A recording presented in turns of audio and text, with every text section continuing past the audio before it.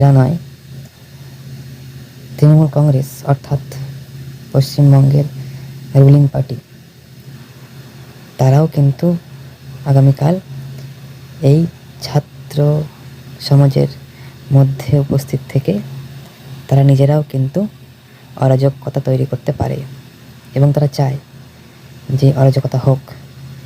তাই Trinamool Congress, BJP, CPIM, আপনারা যাদের যাদের নাম নিচ্ছে তারা সকলে, এবং পশ্চিমবঙ্গের রুলিং পার্টি অর্থাৎ তৃণমূল কংগ্রেস, তারাও কিন্তু এই আন্দোলনের মধ্যে ঢুকে অরাজক করতে চাইবে। আমি 100% ঠিক